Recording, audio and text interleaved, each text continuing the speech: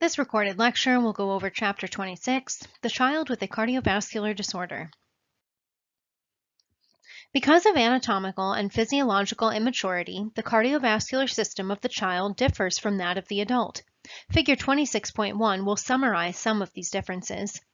Several signs and symptoms are common to most infants with congenital cardiac issues. This includes a failure to thrive or poor weight gain, cyanosis, pallor, visually observed pulsations in the neck veins, tachypnea, dyspnea, irregular pulse rate, clubbing of the fingers, fatigue during feeding or activity, and excessive perspiration, especially over the forehead. Congenital heart defects may be caused by genetic or maternal factors or environmental factors. Any heart defect or open patent fetal pathways in the cardiovascular system after birth will produce signs and symptoms that indicate an anatomical heart defect. Of the congenital anomalies, heart defects are the principal cause of death during the first year of life. The appearance of clinical symptoms and the results of diagnostic tests aid in the diagnosis of congenital heart disease. You can see some of these on Table 26.1 on page 625. The treatment of most cardiac defects is surgical. Congenital heart defects can be divided into two categories, cyanotic and acrocyanotic. Physiologically, defects can be organized into lesions that increase pulmonary blood flow, lesions that restrict pulmonary blood flow, or lesions that decrease pulmonary blood flow. Congenital heart defects that cause the blood to return to the right ventricle and recirculate through the lungs before exiting the left ventricle through the aorta are known as defects that increase pulmonary blood flow. In congenital heart disease, cyanosis is not always a clinical sign. Atrial septal defect involves an abnormal opening between the right and left atria. Most patients do not have symptoms. The defect may be recognized when a murmur is heard during a routine health examination. Spontaneous closure sometimes occurs. Untreated children are at risk for stroke, but the prognosis is excellent. Ventricular septal defect is the most common heart anomaly. There is an opening between the right and left ventricles of the heart. A loud, harsh murmur combined with a systolic thrill is characteristic of this defect. Early surgical intervention has a low risk for most infants, and the prognosis is excellent. The ductus arteriosus is the passageway through which blood crosses from the pulmonary artery to the aorta and avoids the deflated lungs. This vessel should close shortly after birth, but when it does not close, blood continues to pass from the aorta, where the pressure is higher, into the pulmonary artery. This leads to overburdening of the pulmonary circulation and makes the heart pump harder. As the child grows, dyspnea is experienced. The radial pulse becomes full and bounding on exertion, and there is unusually wide range between systolic and diastolic blood pressures. Premature infants with hypoxia will often respond to IV indomethacin or IV ibuprofen drug therapy that results in closure of the PDA. The prognosis is excellent. Some congenital cardiac defects can restrict blood flow from the ventricles due to a stenosis of the vessel. The word coarctation means a tightening. In coarctation of the aorta, there is a constriction or narrowing of the aortic arch or of the descending aorta. The characteristic symptoms are a marked difference in blood pressure and pulses of the upper and lower extremities. Two-dimensional echocardiography can aid in the diagnosis. Treatment will depend on the type and severity of the defect. Percutaneous balloon angioplasty is the treatment of choice for older children, and stents can be inserted to maintain pregnancy. A decrease in the pulmonary blood flow occurs when a congenital heart anomaly allows blood that has not passed through the lungs to enter the aorta and general circulation. Cyanosis caused by the presence of unoxygenated blood in the circulation is a characteristic feature for this type of congenital heart anomaly. In tetralogy of Fallot, there are 4 defects: a stenosis or narrowing of the pulmonary artery, hypertrophy of the right ventricle, dextroposition of the aorta, and VSD. Feeding problems, growth retardation, frequent respiratory infections, and severe dyspnea on exertion are prevalent. The increased oxygen consumption and decreased energy and ability to eat will result in failure to thrive. Paroxysmal hypercyanotic episodes, or TET spells, will occur during the first 2 years of life. Spontaneous cyanosis, respiratory distress, weakness, and syncope occur.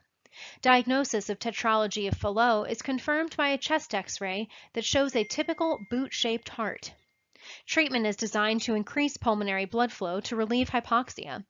Open heart surgery allows for total correction of all defects and is usually performed with excellent results at 4 months to 2 years of age. In hypoplastic left heart syndrome, there is an underdevelopment of the left side of the heart, usually resulting in an absent or non-functional left ventricle and hypoplasia of the ascending aorta.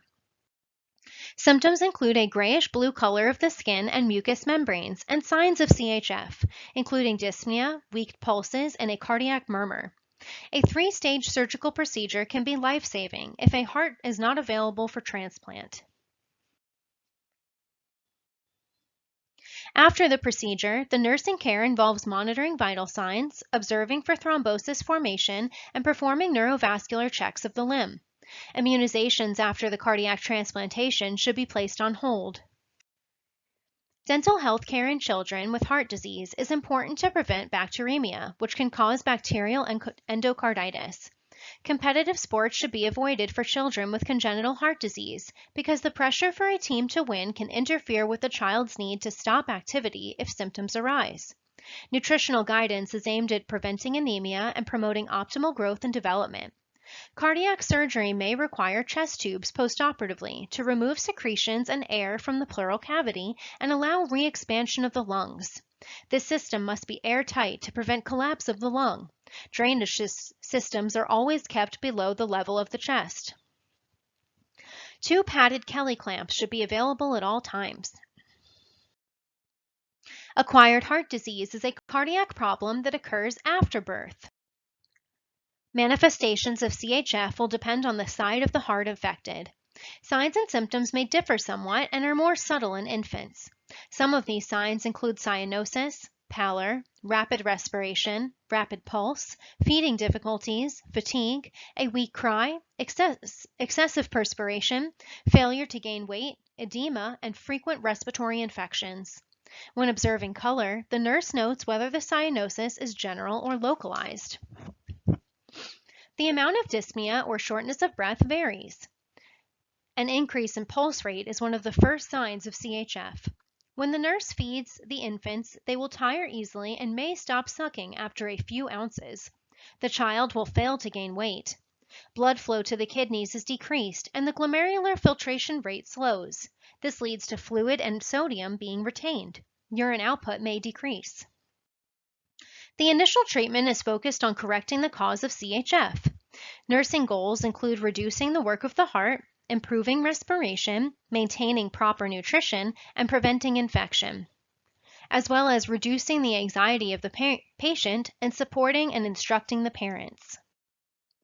The nurse must organize care so that the infant is not unnecessarily disturbed. Feeding should be small and frequent. Oxygen should be administered to relieve dyspnea. Digitoxin and digoxin are common oral digitalis preparations that are sometimes used. These agents will slow and strengthen the heartbeat. The healthcare provider is contacted if the patient vomits.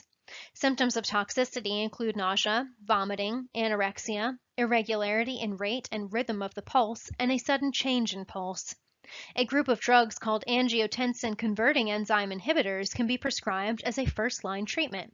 Diuretics like furosemide or chlorothiazide are useful in reducing edema. An accurate record of intake and output is essential. Pneumonia could occur rapidly. Children who have heart conditions but who are well integrated into family life have a decided advantage over children who are made to think that they are invalids. Rheumatic fever is a systemic disease involving the joints, heart, central nervous system, and subcutaneous tissues. RF is particularly detrimental to the heart, causing scarring of the mitral valves. RF is an autoimmune disease that occurs as a complication of untreated Group A beta hemolytic streptococcus infection of the throat. Symptoms of RF range from mild to severe and may not occur for 1 to 6 weeks after a strep throat infection. The classic symptoms include migratory polyarthritis, skin eruptions, chorea, and inflammation of the heart. Migratory polyarthritis will involve mainly the larger joints, such as the knees, elbows, ankles, wrists, and shoulders. Erythema marginatum is the rash seen in RF. This consists of small red circles with red-colored margins, a pale center, and wavy lines appearing on the trunk and abdomen. Chorea is a disorder of the CNS characterized by involuntary, purposeless movements of the muscles. Treatment of Sydenham's chorea is directed towards the relief of symptoms. Carditis is an inflammation of the heart. This is a manifestation of RF that could be fatal. Symptoms of poor circulation and heart failure could appear. The child will have an irregular, low-grade fever, appears pale and listless, and has a poor appetite. The diagnosis of RF is difficult to make, and for this reason, the Jones criteria have been developed and modified throughout the years. You can see more about this on box 26.1 within page 632. Treatment is aimed at preventing permanent damage to the heart. This is accomplished by antibacterial therapy, physical and mental rest, relief of pain and fever, and management of cardiac failure should it occur. Aspirin is the drug of choice for joint disease without evidence of carditis. Concerns during therapy include aspirin toxicity and the effects of aspirin on blood clotting. If CHF occurs, symptomatic treatment should be provided. Bed rest during the initial attack is recommended when the ESR returns to normal levels. Nursing activities should be organized to ensure as few interruptions as possible to prevent tiring the patient. Prophylactic antibiotic treatment is required before any dental procedure. All efforts should be made to provide emotional support for the child and family. Prevention of infection and prompt treatment of group A beta hemolytic streptococcal infections can prevent the occurrence of RF. Hypertension is being seen more often during childhood and adolescence. The assessment of blood pressure levels should be part of every physical examination during childhood for children over 3 years of age. Hypertension is more prevalent in children whose parents have a history of high blood pressure. It is a nursing responsibility to refer any child who has a blood pressure measurement at or above the 90th percentile to the healthcare provider for follow-up care. The DASH diet will be prescribed as the initial lifestyle management. Sedentary activity should be limited to 2 hours per day, and at least 30 to 60 minutes of active daily exercise is recommended for children.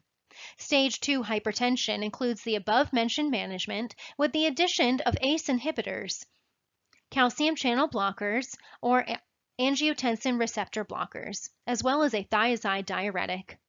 The main focus of a hypertensive prevention program is patient education. Risk factors like obesity, elevated serum cholesterol levels, sedentary lifestyle, drug, alcohol, or tobacco use, and the intake of salty foods should all be discussed. Children with a parental history of cholesterol levels exceeding 240 milligrams per deciliter or a family history of early cardiac death should have their cholesterol levels tested as early as possible because genetics can play a role in hypercholesterolemia. Universal screening for cholesterol in children 9 to 11 years of age, and then again at 17 and 21 years of age, in order to identify the genetic form of inherited familial hypercholesteremia should occur. Most children with high triglycerides are obese, and therefore reduction of calories, increase of fiber, and regular exercise should be stressed in their education. The AAP recommendations for heart healthy guidelines are presented in the health promotion box on page 635. Kawasaki disease usually affects children younger than 5 years of age. Clinical signs and symptoms can make the diagnosis because specific laboratory findings are not diagnostic. KD causes inflammation of the vessels in the cardiovascular system. The inflammation weakens the walls of the vessels and often results in an aneurysm. Therefore, it is essential that a diagnosis of KD be made as early as possible. The onset is abrupt with a sustained fever, sometimes above 104 degrees Fahrenheit, that does not respond to antipyretics or antibiotics. conjunctivitis without discharge, fissured lips, a strawberry tongue, inflamed mouth and pharyngeal membranes, and an enlarged non-tender lymph nodes will be seen. Intravenous immune globulin, or IVIG, administered early in the illness can prevent the development of coronary artery pathology. Salicylate therapy is prescribed for its antithrombin properties. Nursing care is symptomatic and supportive. Long-term, low-dose aspirin therapy may be prescribed to prevent clot formation.